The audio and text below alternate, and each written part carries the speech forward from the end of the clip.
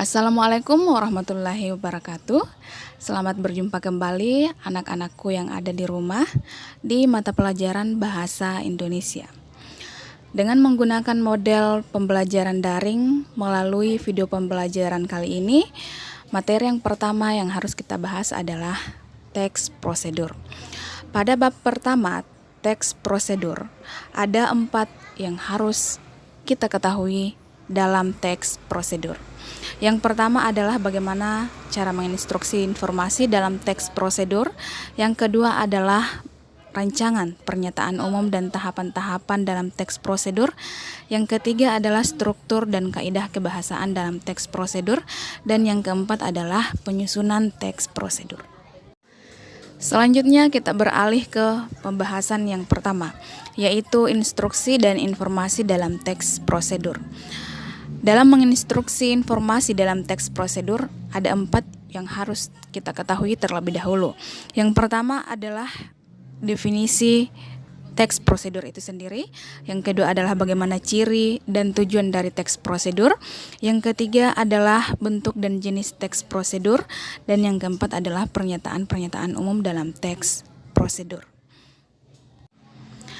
Baik, terlebih dahulu kita harus mengetahui tentang teks prosedur.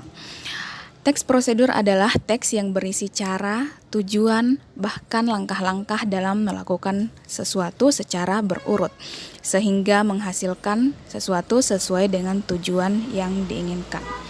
Selanjutnya adalah ciri-ciri teks prosedur.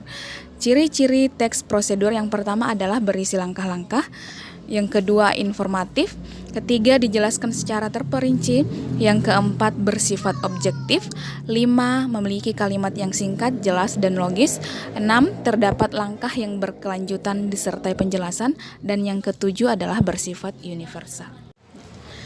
Selanjutnya adalah tujuan teks prosedur.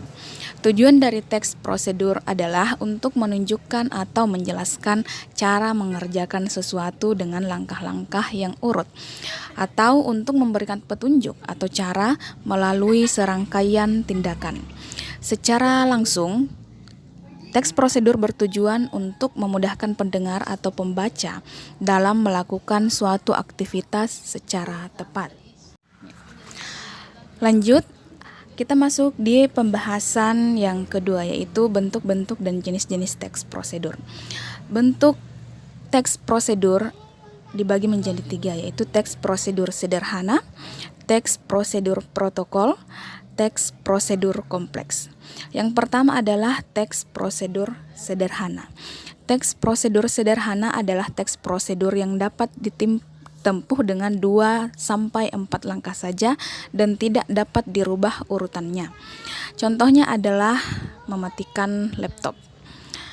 Yang kedua adalah teks prosedur protokol. Teks prosedur protokol adalah teks prosedur yang langkah-langkah kerjanya fleksibel atau pada setiap langkahnya bisa diubah atau tidak harus berurutan. Contohnya adalah memasak mie instan. Yang ketiga adalah teks prosedur kompleks. Teks prosedur kompleks adalah teks yang berisi banyak langkah-langkah di dalam mencapai suatu tujuan. Salah satu contohnya adalah memasak terong balado. Selanjutnya adalah jenis-jenis teks prosedur. Jenis-jenis teks prosedur dibagi menjadi 3. Yang pertama adalah teks prosedur cara membuat sesuatu. Yang kedua adalah teks prosedur cara melakukan sesuatu. Dan yang ketiga adalah teks prosedur cara memainkan alat atau sesuatu. Yang pertama adalah teks prosedur cara membuat sesuatu. Tujuannya adalah untuk memandu seseorang dalam membuat barang atau sesuatu, apakah berupa hiasan atau makanan. Contohnya adalah cara membuat tempat pensil, kotak tisu, cara memasak nasi goreng, jus, es buah, dan lain sebagainya. Yang kedua adalah teks prosedur cara melakukan sesuatu. Teks prosedur cara melakukan sesuatu bertujuan untuk memandu seseorang dalam melakukan kegiatan secara tepat dan urut. Salah satu contohnya adalah tata cara melaksanakan sholat, tata cara berwudu, dan lain sebagainya.